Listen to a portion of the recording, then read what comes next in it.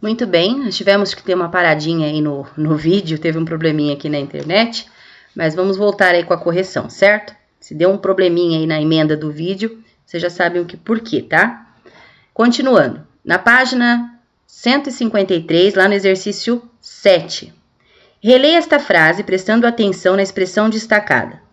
O café da manhã não é uma refeição formal como estamos habituados.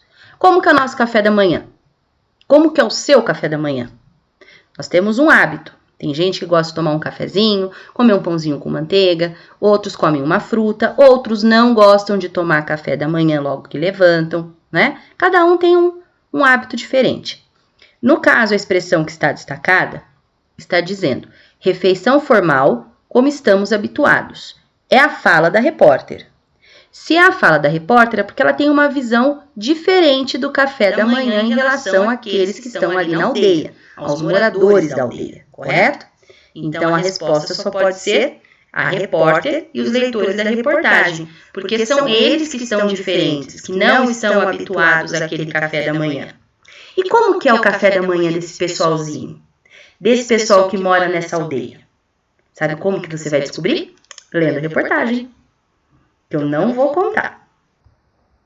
Como eu disse, vocês precisam ficar curiosos, vocês precisam ler a reportagem, precisam ler os textos, né? Senão fica fácil só a professora falando. 8. Na frase, as mães saem carregadas, as cestas transbordando de trabalho. Tem a expressão em destaque, as cestas transbordando de trabalho. Qual é o significado da parte em destaque? Poderia, né, dizer de uma forma diferente. Aqui nós temos uma sugestão de resposta, mas não pode fugir da ideia da frase, dessa expressão, na verdade. Significa que as cestas contêm muita coisa, portanto, há muito trabalho para ser realizado. Então, essa questão do dizer as cestas transbordando de trabalho é que quer dizer tem muita coisa a se fazer. 9. A reportagem relata como é e como funciona a escola da aldeia. Compare a escola da aldeia com a sua escola e complete os dados do quadro. Foi colocado também pessoal porque o livro não é feito para uma escola específica, e sim para muitas escolas. E cada escola tem a sua realidade, certo? Existe um padrão em certas questões, mas existe a realidade de cada uma também, de cada região, de cada cidade, não é? De cada bairro. Então, colocaram uma tabela dividida aqui, 3 coluninhas.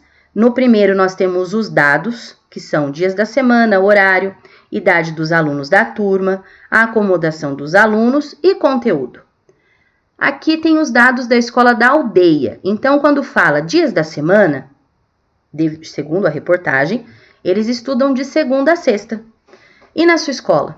Na nossa escola, como que nós estudamos lá? Também de segunda a sexta. Até aí não mudou muito, né? Horário, das 13 às 17. O horário do 5º ano é das 7 às 11h30. Idade dos alunos da turma. Lá tem uma turma que os alunos têm entre 6 a 13 anos. E na nossa escola, como que você pode explicar isso? Nós temos uma turma com várias idades ou nós temos mais turmas com idades diferentes? Você registra. A acomodação dos alunos. Lá eles sentam-se no chão. E aqui na nossa escola, como é? Conteúdo de lá, dessa aldeia. Matemática, português, história, geografia e língua nativa do tronco linguístico Macro-G. Nós temos essa matéria, esse conteúdo? Ou quais são os conteúdos que nós temos? Então, vocês vão fazer a comparativa pensando na nossa escola. Tá terminando. Letrinha B. No caso, na B pede para fazer essa comparação, mas nós já fizemos essa comparação ao preencher a tabela. Letra C. Agora registre a conclusão de vocês, se você fez junto com a família, se não é sua pessoal, né? Sobre a comparação que fizeram. Olhando para aquela tabela, o que você pode dizer? A nossa escola tem a mesma realidade? É da mesma forma que tem os conteúdos, as crianças se comportam, será da mesma forma? Como que você pode avaliar isso? Como que você pode elaborar um parágrafo, uma frase completa sobre, chegando a essa conclusão, né, da diferença, semelhança, se tem ou não. Precisando de ajuda? Lê a reportagem, vai ajudar bastante, viu? 10. Considerando sua leitura da reportagem, responda: o que é relato no texto? A vida na aldeia... O que é relatado no texto? A vida na aldeia Darcy Betânia. Onde os fatos relatados acontecem? Na aldeia Darcy Betânia, Mato Grosso. Quem está envolvido no relato? Os indígenas da aldeia Darcy Betânia. Quando o relato foi publicado? Em 5 de janeiro de 2016. Percebam que essas perguntas são muito importantes e significativas para a construção do texto. O que, onde, quem e quando. São palavrinhas que precisam sempre constar quando você vai elaborar um texto, certo? Na reportagem, questão 11, na reportagem, o que indica que o relato abrangeu, atenção, o que indica que o relato abrangeu o período de um dia na vida dos índios. Ela fez um relato de um dia. Quais são os elementos do texto que vão provar que realmente foi feito em um dia? Aí você precisa copiar, certo? Entre aspas, porque não é sua fala, fala do texto. Um dia na vida dos índios. Já fala isso. Outro trecho. Quando os primeiros raios iluminam a vida, as crianças saem e termina ao anoitecer. Porque eles vão dormir lá, no caso, né, mais ou menos às 20 horas. Às 20 horas, todos estão cansados. São elementos que podem comprovar que foi feito o relato, né, de um período, de um dia. Falando agora sobre a construção desse texto. Além do texto verbal, a repórter utilizou fotografias com legendas. Que intenção ela provavelmente teve ao usar um grande número de imagens? Provavelmente, por que é provavelmente? Porque essa pergunta não foi feita para a repórter, então não tem como afirmar, mas a gente pode deduzir, né? Provavelmente quis dar mais veracidade ao relato, dar mais verdade, né? Ilustrar, documentar com mais precisão nesses fatos, para comprovar mesmo que ela estava lá. Por exemplo, quando ela fala do excesso de trabalho, que tem aquela índia ali no rio, com aquele cesto que parece que está bem pesado, e outras coisas que ela vai relatando lá. B. Qual das fotografias chamou mais a sua atenção? Por quê? Bom, essa é pessoal. Eu tenho a minha em particular, mas eu não vou contar.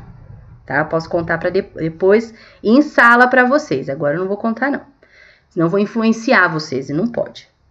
Vocês vão voltar na reportagem, verificar qual a imagem que vocês mais gostaram e vão explicar, certo? Com poucas palavras, o porquê foi que você gostou daquela fotografia. O que ela teve ali que ela chamou sua atenção? Número 2. Marque um X nas alternativas com as características da linguagem utilizada na reportagem. Bom, ela é clara na descrição da rotina dos índios, quer dizer, é uma linguagem mais simples, tá? Ela relata bem. E é mais informal, quando a pessoa passa impressões pessoais. Então, a repórter, ela faz questão de um jeito simples, né, bem próximo do nosso cotidiano de linguagem, passar esses fatos que aconteceram lá. Porque por mais estranhos que sejam, né, são fatos de uma cultura que deve ser respeitada sempre, valorizada, né, e precisa ser relatada. Só que, como não é com valor científico, né, com teor científico, digamos assim, ela relatou de uma maneira gostosa, prazerosa do leitor. Ficar até curioso, né? Querer saber mais ali do que está acontecendo. Releia o trecho em que a repórter relata o que os índios aprendem na escola. Elas aprendem matemática, português, história, geografia e a língua nativa do tronco linguístico Macro-G. Ao fazer referência à língua dos índios, ou seja, quando ela fala da língua dos índios, a repórter utilizou a palavra tronco, porque é a forma comum de agrupar línguas que têm a mesma raiz, isto é, línguas que têm a mesma origem. Ao utilizar a expressão tronco linguístico, Macro-G, para explicar a língua nativa desse povo, dessa pequena aldeia, ela quis o quê? Desvalorizar a língua nativa ou valorizar a língua nativa desse povo? Obviamente que a intenção dela era valorizar a língua desse povo. Por quê? Lembra que eu disse? Nós temos uma dominância do tupi-guarani. Porém, ele não é o único dialeto indígena. Nós temos outras línguas. E a tribo, normalmente G, ela não é tão conhecida, né? Não é tão relatada. Então, ela fez questão de fazer essa valorização ali, destacando essa língua. Agora, vamos para a última página, 156, exercício 4.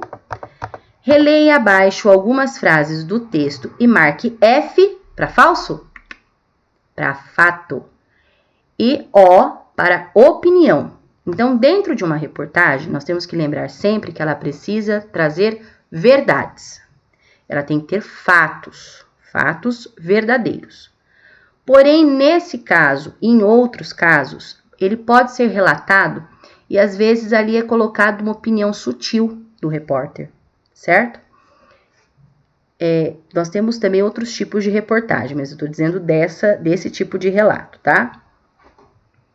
O dia passa vagaroso. Isso não é um fato, isso é uma opinião dela, né? F, banheiro não existe. Isso sim é um fato, lá não existe banheiro. Ah, querem saber como funciona? Vão ler a reportagem.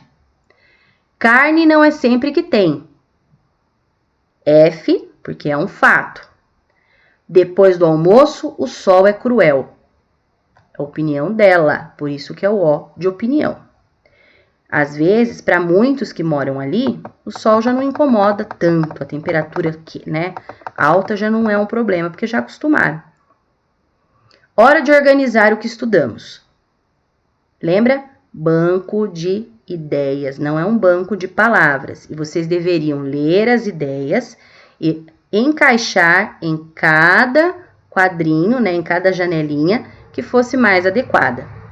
Então, reportagem é um relato de fatos reais situados no tempo, publicados em jornais, revistas, sites, hoje em dia nós temos os sites e etc.